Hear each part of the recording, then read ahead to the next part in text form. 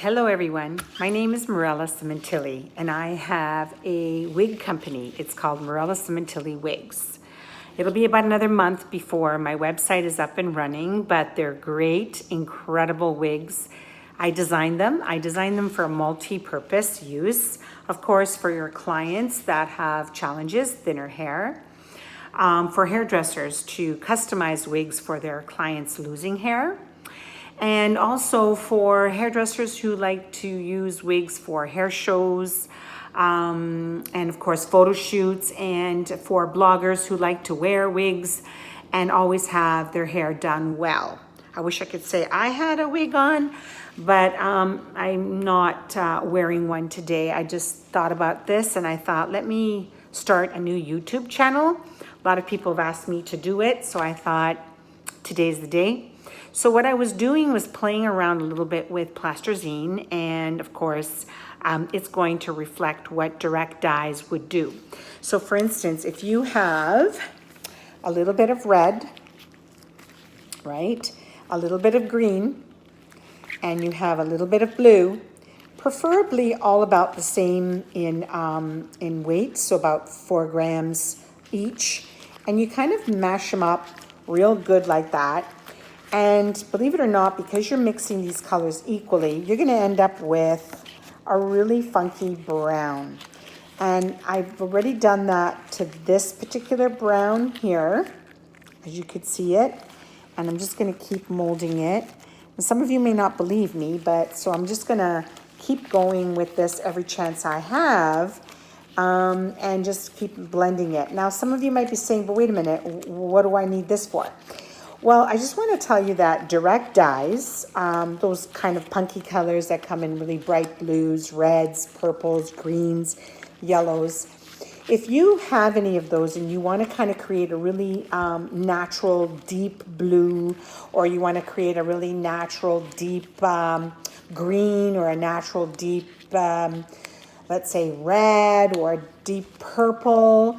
So what you would want to do is almost create first your darkest brown. And in order to do that, you see how this one here has a little bit of blue? If you understand the color wheel, that's just saying, hey, there's not enough orange in here. So we can add some orange now. And I don't know, does that look orange? It's not yellow, because this is the yellow, right? So this is the orange. And we're just going to add a little bit of orange. So if you look at the color wheel, all the colors that are opposite from each other, if you use them appropriately and the right measurement, they actually will make a really, really interesting brown. And in some cases, even a gray brown.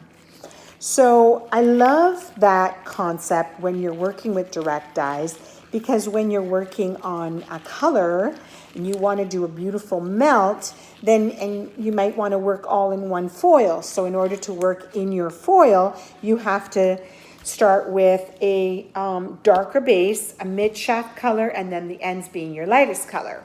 So I usually like to create the darkest color by mixing all my shades. So right now I have this really cool, you see here, brown. This is also a really nice idea for some clients who don't like red in their hair.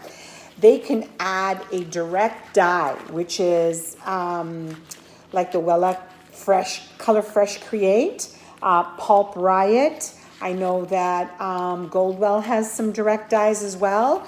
So you just have to look into different manufacturers for direct dyes. Or for you hairdressers out there, you definitely know what direct dyes are. So anyway, so now this one, you see how it's coming out just a little bit more gray brown, and this one's a little bit more brown beige, right? So loving that color, and I'm going to work with this color. So what I want to do now, if let's say I have a bowl of this and I'm really happy with this color, I'm going to take a little bit of that product into another bowl, and I am going to mix it with purple. So I want to fuse this beautiful drabby brown into a purple. So you can see the two of them there. So I'm going to keep going with that. And What I love about this is just giving you an opportunity to literally melt these colors into each other and you don't have interference, okay? So there's your brown into a natural, you know, really soft purple. And then we're gonna go into now an even stronger purple. So a lot of times people ask me, hey, you know, I'm doing a competition, you know, and I wanna work with the Pulp Riot, and I'm gonna, you know, how do I get, you know, variations of the same shade? So I just wanted to show you how we get variations of the same shade. Of course, you're gonna melt them in a little bit better, but you see that formula and the purple formula are different bowls. And then a little bit of that formula, a little bit of that formula with together create your mid-shaft section. Now you can also create another shade, which is a lighter shade, by adding clear. Now, plasticine doesn't come in clear, but you can imagine how a clear with this violet can create even another level of intricacy and interest in your melt, from a cool mid-shaft to a really flaming, bright purple, and then going into a really nice lavender. So I hope that you liked this particular concept. I tried to do it with plasticine because it's easier to see the true color. But if I have a chance, I will try it in a bowl with some other direct dyes. And yeah, that'll be maybe next week or maybe later on this week. So thank you so much for tuning in.